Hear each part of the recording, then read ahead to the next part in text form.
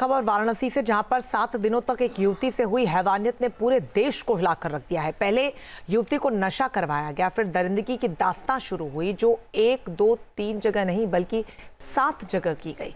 Gangrape की इस वारदात को 23 लोगों ने अंजाम दिया और इस दिल दहला देने वाली वारदात की कहानी बेहद खौफनाक है। देश का सबसे बड़ा कांड है ये। देखिए रिपोर्ट।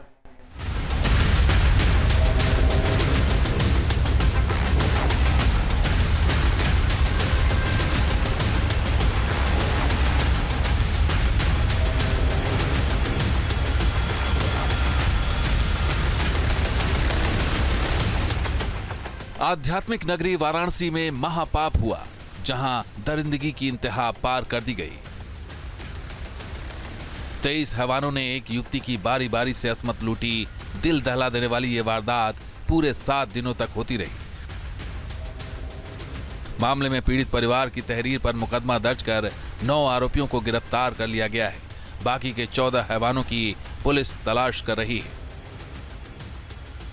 गिरफ्तार किए गए आरोपियों की रात के अंधेरे में कोर्ट में पेशी हुई, जहां से सभी को 14 दिनों की न्यायिक हिरासत में जेल भेज दिया गया है। पीड़ित परिवार बदहवास है और इंसाफ की गुहार लगा रहा है। देश के सबसे बड़े गैंगरेप कांड को अंजाम देने वाले हैवानों ने जिस तरह युवती को बंधक बनाकर उसके साथ दरिंदगी की, वो कहानी खौफनाक है, जिसकी शुरुआत लंका इलाके से होती है, जहां वो एक कैफे में अपने दोस्त के साथ पहुंची थी। वाराणसी में जिस संगीन जुर्म की चर्चा आज हर तरफ है कि किस तरीके से 23 लोगों ने मिलकर एक लड़की के साथ दुष्कर्म किया। दरअसल इसकी कहानी 29 मार्च को शुरू होती है, जब पीड़िता अपने घर से घूमने के लिए निकलती है। उस दौरान उसकी ही एक परिचित दोस्त राज विश्वकर्मा से उसकी भेंट होती है और राज विश्वकर्मा उसे लेकर वाराणसी के इसी लंका इलाके में आता है और यहाँ पर उसे एक कैफ़े में ले जाता है। दोनों ही कुछ नाश्ता करते हैं और उसके बाद पीड़िता से रात भर जो आरोपी है राज विश्वकर्मा, जो पहला आरोपी है, वो दुष्कर्म करता है। रात भर पीड़िता इसी लंका इलाके में एक कैफ़े में रहती है। सुबह किसी तरह वो बाहर निकलती है। उस दौरान उसका जो दूसरा दोस्त है साहिल, वो उसे मिलता है और वो उसे लेकर के चला जाता है वाराणसी के हाईवे की तरफ, जहां पर फिर से एक बार उसके साथ दुष्कर्म किया जाता है और इस बार आरोपी साहिल था। दुष्कर्म के बाद वो जो आरोपी था उसे लेकर के वाराणसी के नदेसर इलाके पहुंचता है और वो उसे वहां छोड़ देता है। पर कहानी की शुरुआत जो होती है वो वाराणसी के इसी लंका इलाके से होती है, जो पहला आरोपी था राज विश्वकर्मा, जो कि पीड़िता को लेकर के यहाँ आता है। लंका इलाके में मौजूद कैफे में हैवानियत होने के बाद युवती किसी तरह 80 घाट पहुंचती है, लेकिन वो इतनी खुशकिस्मत नहीं थी।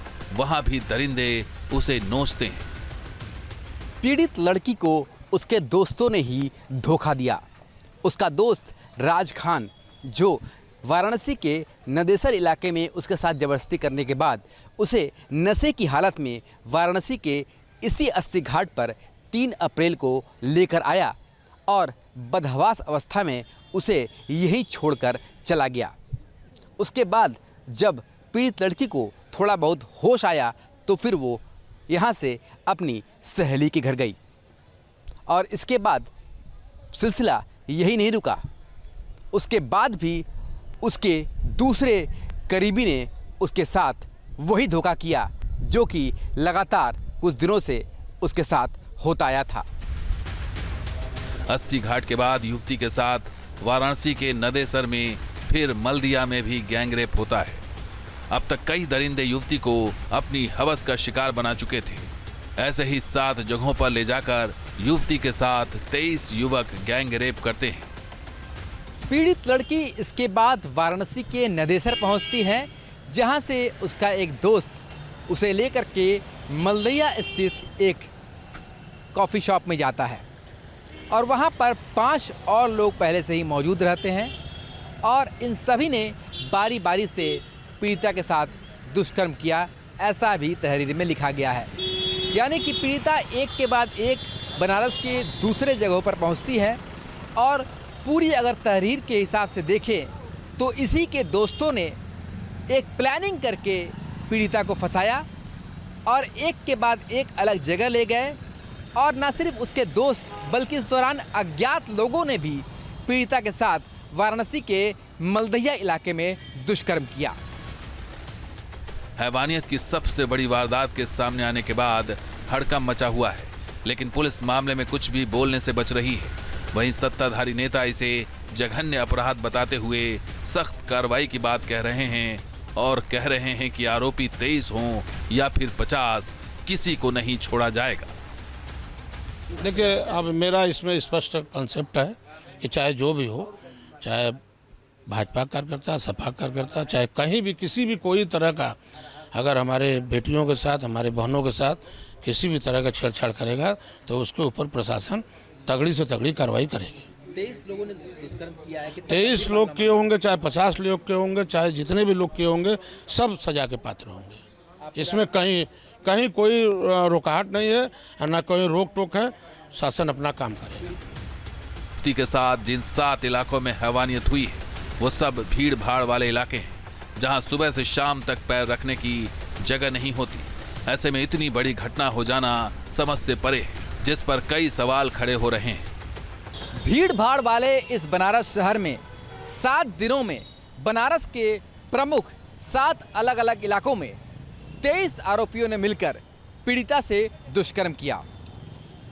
ये सारी बातें एफआईआर में भी दर्ज है। हालांकि इस मामले में 9 आरोपियों की गिरफ्तारी कर जेल भेजा गया है, पर बाकी आरोपी अभी तक फरार हैं। पुलिस लगातार जांच की बात कर रही है और दबिश दे रही है ताकि बाकी आरोपियों को पकड़ा जा सके। पर इस पूरे सामूहिक रेप कांड में अभी तक ये सवाल बना हुआ है कि आखिर 7 दिनों तक अलग अलग इलाकों में ये लड़की किस तरीके से पहुंचती रही और कैसे आरोपियों की संख्या 23 तक पहुंच गई।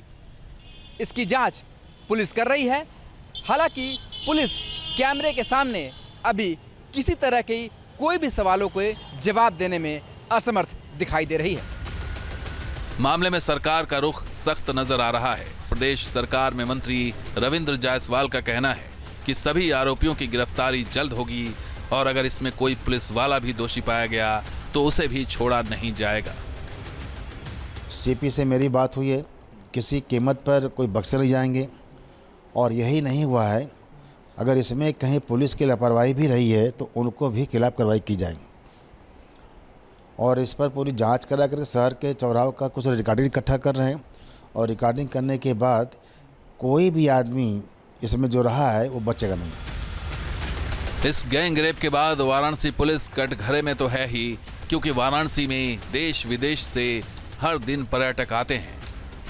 ऐसे में इस तरह की घटना पुलिस की कार्यप्रणाली पर सवाल उठाती है। बनारस का ये सामूहिक रेप कांड लगातार सुर्खियां बनता जा रहा है।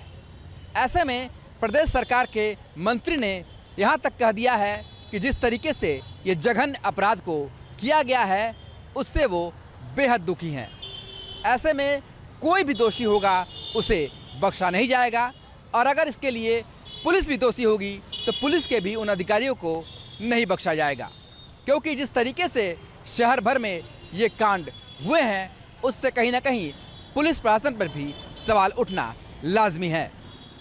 वीडियो जर्नलिस्ट शिवम मिश्रा के साथ Sushant Mukherjee, news nation, Varanasi. News nation अब व्हाट्सएप पर खबरों की ताजा अपडेट के लिए न्यूज़ नेशन के इस QR कोड को स्कैन करें।